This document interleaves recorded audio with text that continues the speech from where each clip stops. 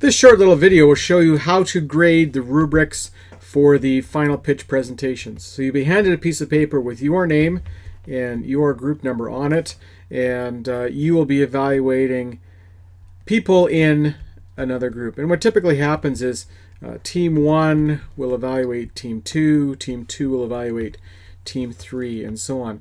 And the page has got two sides to it. The first side will have individual student presenters. So our evaluator here, Emily, she will be watching the other group's presentation, and in particular she'll pay attention to Tom and Jerry and Bob and Phil and how they contribute. And on the second page, she will write down her impressions of the overall team presentation, so all 7 or 8 presenters, but she's going to focus on 4 for this first part. And this is using the same description that we have in the notes. So what I mentioned in the notes is we want to rate each presenter on professionalism and presence. Professionalism, are they appropriately dressed? Is their language and tone appropriate? Presence, is the audience focused on them? Do they appear calm, cool, collected, and so on? And we've got professionalism on the vertical axis and presence on the horizontal, and we've got this little target symbol. So we can have something, down here, whoops, in the low quadrant, low professionalism, low presence, or you could have something up here in the high quadrant, high professionalism, high presence. Over here, this one, for example, is high on the vertical, which is professionalism, but low on the presence, which is on the horizontal. And lastly, we have this quadrant here, which represents low professionalism, but high presence. So the presence is high, but the professionalism is low. Okay, so let's get into it. That's the professionalism presence piece. The next part of the rubric looks at communication skills, again ranging from high to low,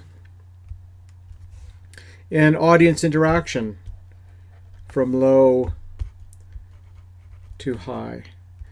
So what you can do is you can think of this grid as being kind of split into 2 pieces. There's communication, high and low, and audience interaction, high and low. So this is your high quadrant. This is your low quadrant. And even though this is low down here, there's a little bit of room for variation. Okay, so using the descriptions that are in the notes, for example, consider 2 presenters, Tom and Jerry. Tom shows up at the presentation wearing a suit and tie from high school graduation, so his professionalism is high, and he's cool as a cucumber, so his presence is high. But he just stands in one place, rarely looks at the audience, and is difficult to hear. Tom's grade would be a 2 for communication and a 1 for audience interaction. So we would draw Tom down here.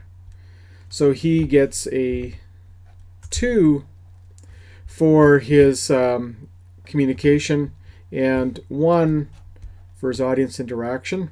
But he was considered professional and had a high presence. So this quadrant would get filled in.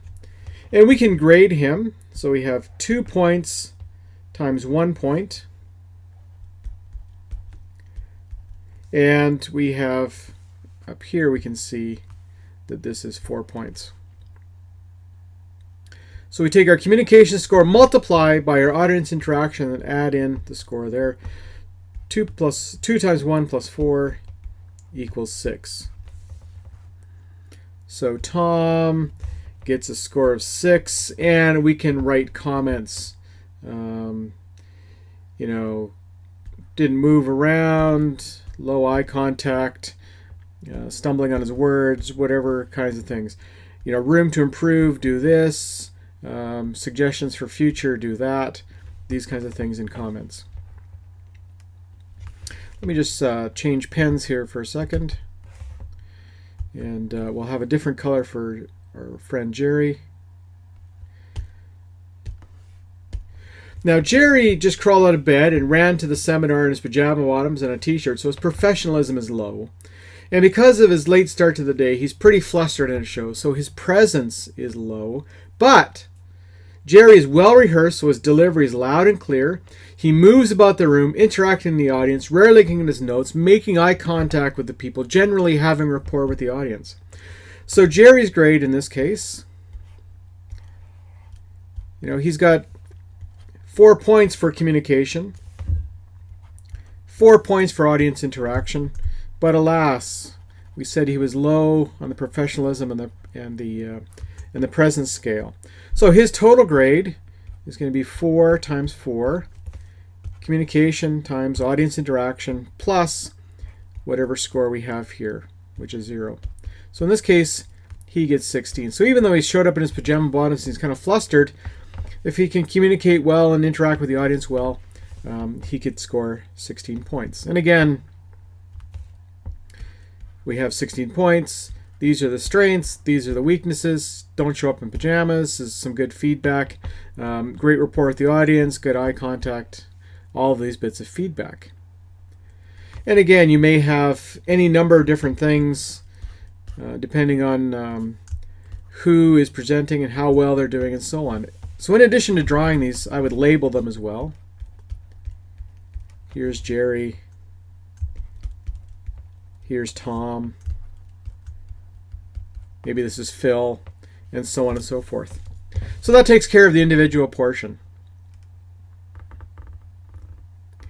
The next piece is the team presentation. And again, we have a rubric here, and it's divided into 5 criteria, which you can read here.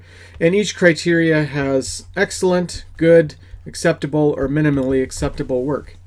So if this team was very well organized, they present in a logical sequence, and everybody can follow along, give them a big check mark there, and that'll be 4 points for that excellent presentation.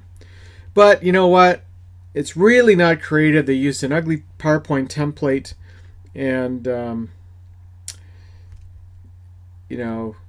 titles and bullets and so on. So they only get 1 for creativity.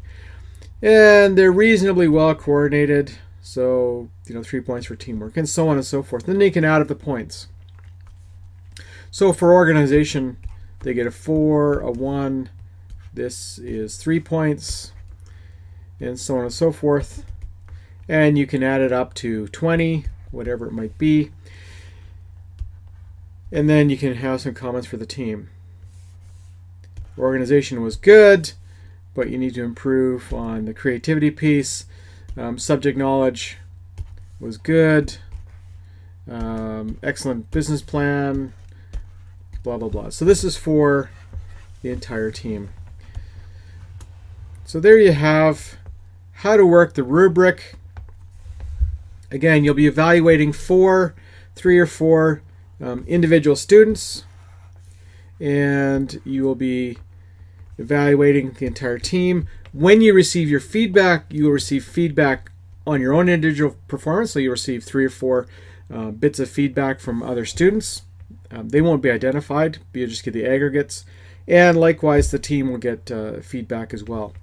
So the 20 points from the individual and the 20 points from the team add up to a mark out of 40 for this piece.